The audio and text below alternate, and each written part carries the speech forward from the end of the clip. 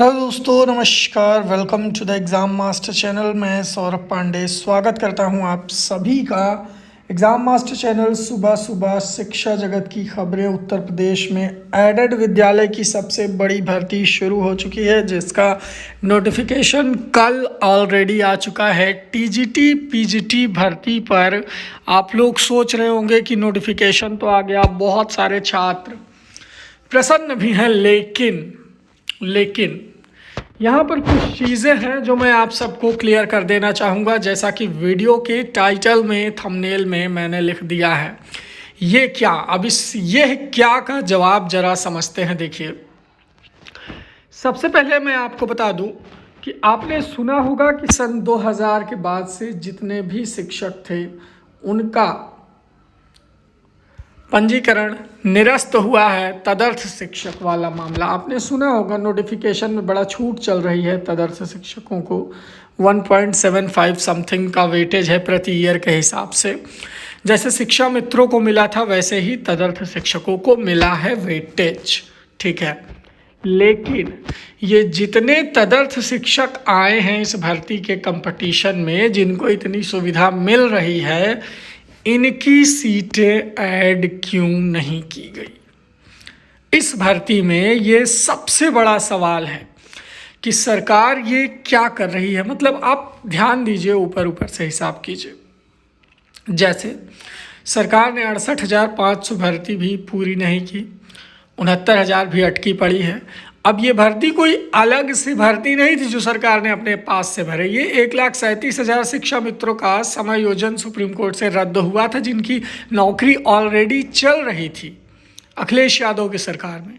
ठीक है, वहाँ से सुप्रीम कोर्ट से ये भर्ती मतलब पद निरस्त होते हैं। इतने लोगों का समायोजन रद्द होता है, उन पदों पर भर्ती आती है। कोई नए पद बना करके सृजन नहीं किए गए सरकार के द्वारा, फर्स्ट ऑफ ऑल। ठीक है, इसी में बीएड बीटीसी सबको घुसा के कंपटीशन करवा दिया।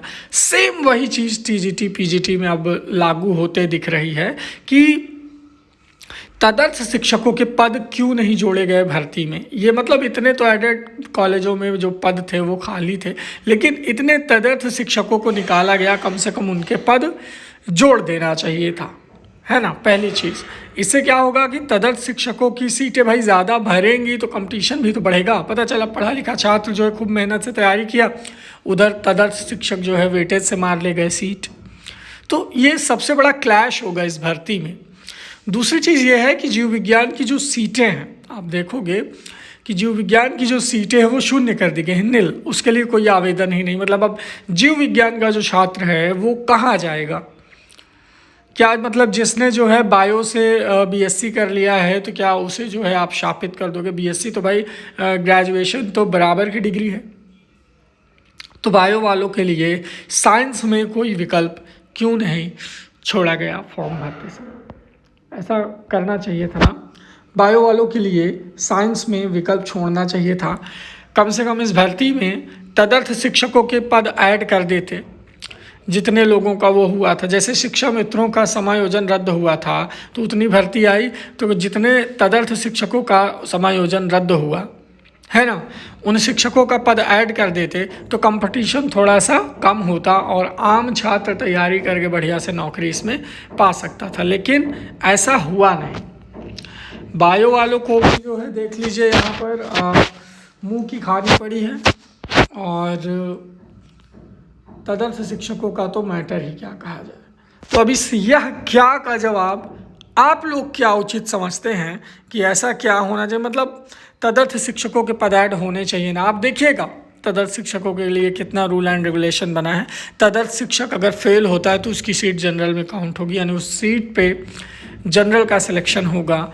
EWS भी 10% यहाँ पर जो है मान्य है, और बाकी तो चीज़ें हैं ही भाई। 17,000 पदों में अब आप देख लीजिए अपने हिसाब से कैसे क्या है। फिलहाल मुझे ये बात जो है थोड़ा सा समझ में नहीं है, तो मैंने कहा इस बारे में बच्चों को सूचित किया जाए कि ये जो चीज़ है मतलब चल रही है, इसमें थोड़ा सा अगर मॉडिफिकेशन होता, तदर्थ शिक्षकों के पद इसमें जोड़ दिए जाते वैकेंसी में, तो कंपटीशन थोड़ा सा पढ़ने लिखने वाले छात्र पर कम पड़ता, है ना। अभी लोड जो है पढ़ने लिखने वाले छात्र पे पड़ जाएगा, क्योंकि ज़्यादा से ज़्यादा वही होगा जैसे शिक्षा मित्रों के उसमें हुआ है, तदर्थ शिक्षकों की एंट्री जो है उसी तरह होगी, है ना।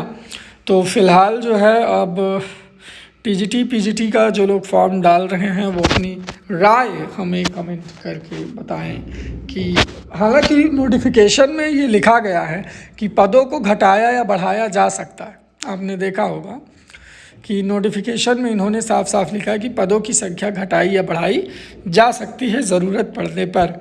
तो हम देखते हैं कि ये ज़रूरत पड़ने देते हैं, मतलब ऐसा माहौल बनाते हैं कि सरकार को ज़रूरत पड़ जाए पदों को बढ़ाने की। क्यों? जिसके लिए वो नोटिफिकेशन में लाइन डाली गई है वो सिचुएशन बनाने में क्या दिक्कत है। आप लोग थोड़ा अपनी राय दीजिए इस विषय पर, और बायोलॉजी विषय पर भी अपनी राय दीजिए कमेंट में। देखते हैं आगे फिर क्या हो सकता है। फिलहाल वीडियो को लाइक करें, शेयर करें और चैनल सब्सक्राइब कर लें। Thank you so much.